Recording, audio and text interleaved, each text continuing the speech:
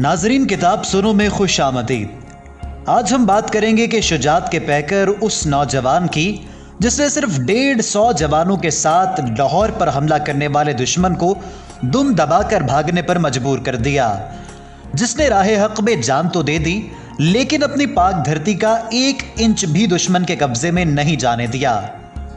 आज दुनिया जिसे मेजर अजीज भट्टी शहीद और मुहाफिज लाहौर के नाम से याद करती है। मेजर अजीज भट्टी शहीद 16 अगस्त 1928 को हांगकांग में एक मौल्लम घराने में पैदा हुए। आपके वालिद का नाम राजा अब्दुल्ला भट्टी था, जो रोजगार के सिलसिले में हांगकांग में मुकीम थे। राजा अजीज भट्टी बहन भाइयों में चौथे नंबर पर थे। इब्तिदाई तालीम हांगकांग में ही हासिल की। अजीज भट्टी बचपन से ही सबकी आंख का तारा थे। नाजरीन, 1939 में दूसरी जंग अजीम शुरू हुई तो हांगकांग भी उसकी जद में आ गया। हांगकांग में मुकीम मेजर अजीज भट्टी के अहले खाना के लिए यह कड़ा वक्त था। 1946 में हालात के पेश नजर उन्होंने हिजरत का फैसला किया और पाकिस्तान में अपने आबाई गांव लादिया के मकाम पर आबाद हुए, जो जिला गुजरात में वाक़या है। अजीज भट्टी की शादी गांव के सूबेदार की बेटी जरीना बीबी से हुई। ये शादी अजीज भट्टी के लिए खुशियों का पैगाम लाई और कुछ ही माह बाद उन्होंने ऑल इंडिया फौज में शमूलियत इख्तियार कर ली।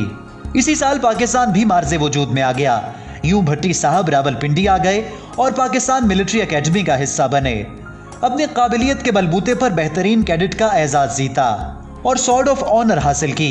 पासिंग आउट परेड में उन्हें शहीद मिल्लत लियाकत अली खान ने गोल्ड मेडल से नवाजा। राजा अजीज भट्टी ने पंजाब रेजिमेंट में सेकंड लेफ्टिनेंट की हैसियत से शमूलियत इख्तियार की। 1955 में जब राजा अजीज भट्टी कैप्टन बने तो उन्हें मजीद ट्रेनिंग के लिए कोयटा जाने का मौका मिला, जहां उन्होंने इम्तिहान में पहली पोजीशन हासिल की। इस अचीवमेंट पर उन्हें मजीद कोर्सेज के लिए कनाडा भेजने का फैसला किया गया। साथ ही मेजर के रैंक पर तरक्की भी दे दी गई। वक्त का पहिया चलता रहा और यूं 1965 का साल भी आ गया। राजा अजीज भट्टी छुट्टियों पर अपने अहले खाना के साथ वक्त गुजार रहे थे कि अगस्त की एक सुबह अचानक उन्हें पैगाम मौसूल हुआ, जिसमें छुट्टियां मनसूख होने और फौरी रिपोर्ट करने का कहा गया था। खाने की मेज पर बेगम ने अफसुर्दगी से पूछा, हालात नॉर्मल होने पर छुट्टियां मिल जाएंगी ना? राजा अजीज भट्टी बोले, बेगम, एक फौजी की जिंदगी में तो ये उतार चढ़ाव आते ही रहते हैं। नाजरीन, अजीज भट्टी के बच्चे भी उन्हीं की तरह बहादुर थे। उनके छोटे साहबजादे ने कहा, पापा क्या जंग होने वाली है? अजीज भट्टी ने कहा, लगता है अब जंग होकर रहेगी। इस पर उनके जमा हौसला बेटे ने मुक्का लहराते हुए कहा, दुश्मन का डट कर मुकाबला करना। और फिर 6 सितंबर का वो दिन आया जब बुज़दिल और मक्कार दुश्मन ने रात के अंधेरे में पाकिस्तान पर लाहौर की जानिब से हमला कर दिया। लेकिन उन्हें यह मालूम नहीं था कि उनका सामना अजीज भट्टी से होने जा रहा है। पाक सरजमीन का यह अजीम मुजाहिद अपने मुट्ठी भर जवानों के साथ बरकी के महाज पर मौजूद था। मेजर अजीज भट्टी जिस कंपनी की कमांड कर रहे थे, उसके 2 प्लाटून BRB नहर के अगले किनारे पर मुतय्यन थे। मेजर भट्टी ने बरकी गांव के बाला खाने पर OP पोस्ट को मुंतखब किया, जहां से वो दुश्मन के एक एक कदम का अंदाजा लगा सकते थे। मेजर अजीज भट्टी ने डटकर भारतीय फौज का मुकाबला किया। ये लश्कर जैसे ही आगे बढ़ता, राजा अजीज भट्टी ताक ताक कर निशाने लगवाते और देखते ही देखते दुश्मन फौज के टैंक और तोपें राख का ढेर बन जाती। 7 सितंबर का सूरज शुरू हुआ तो अजीज भट्टी मुल्क के दिफा में सबसे आगे थे। आपने दुश्मन का जायजा लेने के लिए आंखों के साथ दूरबीन लगा रखी थी। अचानक दुश्मन दरख्तों की ओट लेते हुए आगे बढ़ता हुआ नजर आया। आपने रेंज का अंदाजा लगाकर फौरी तौर पर फायर का हुक्म दिया और दुश्मन के दांत खट्टे कर दिए। 9 और 10 सितंबर की दरमियानी रात भारतीय फौज ने एक बार फिर भरपूर हमला किया और अपनी पूरी बटालियन लगा दी। नाजरीन, यह हमला इतना शदीद था कि मेजर अजीज भट्टी को नहर के पिछले किनारे की जानिब लौट आने का हुक्म मिला। लेकिन मेजर अजीज भट्टी ने नारे तकबीर बुलंद करते हुए अपने जवानों को भरपूर हमले का हुक्म दिया।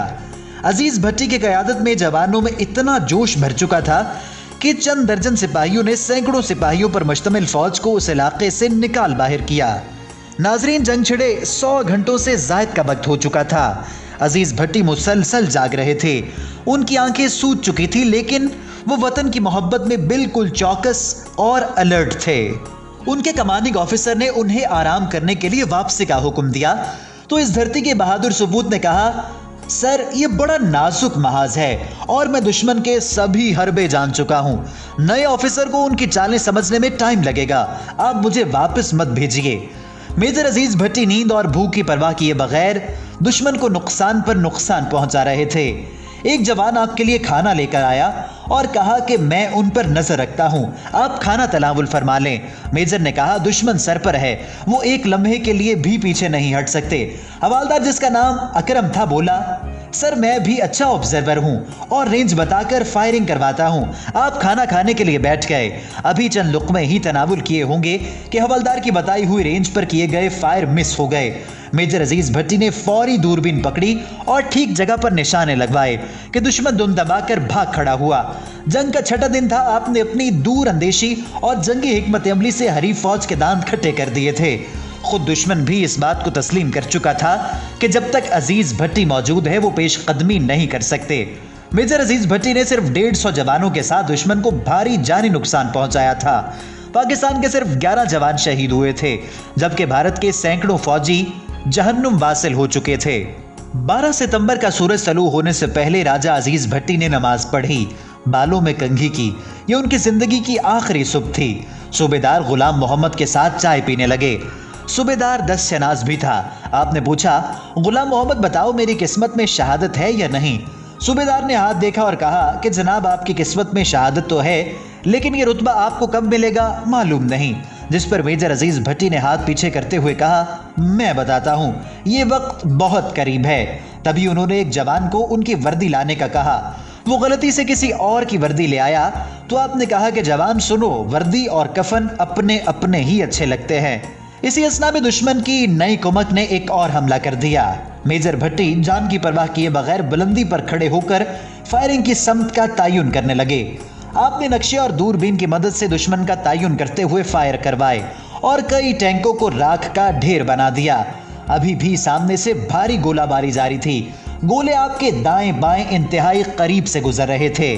सूबेदार ने कहा, मेजर साहब आप बराह रास्त दुश्मन की फायरिंग रेंज में हैं, नीचे मोर्चे में आ जाइए। मेजर ने जवाब दिया, अगर जान इस वतन पर कुर्बान हो जाए तो इससे बड़ी खुशकिस्मती और क्या होगी। इस दौरान दुश्मन आपको देख चुका था। एक भारतीय तोपची ने टैंक का रुख उनकी जानिब किया। दोबारा फायर करवाने के लिए आपने दूरबीन उठाई ही थी कि टैंक का जलता हुआ फौलादी गोला आपके सीने पर जा लगा और यूं फर्ज शनासी और शुजात का पैकर और मुल्क का अजीम हीरो पाक सरजमीन पर कुर्बान हो गया। मेजर राजा अजीज भट्टी इस मकाम पर शहादत पर फायज हो चुके थे, जिसकी तमन्ना वो अपने दिल में रखते थे। हुकूमत ने जुरत और बहादुरी के सिले में आपको सबसे बड़े फौजी एजाज निशान हैदर से नवाजा। मेजर अजीज भट्टी के मकाम शहादत पर यादगार शहदा भी बनाई गई है, जहां उनकी बटालियन और रेजिमेंट के शहदा और साथियों के नाम दर्ज हैं। आज भी 55 बरस बाद मेजर अजीज भट्टी का नाम जिंदा है और हमेशा जिंदा रहेगा।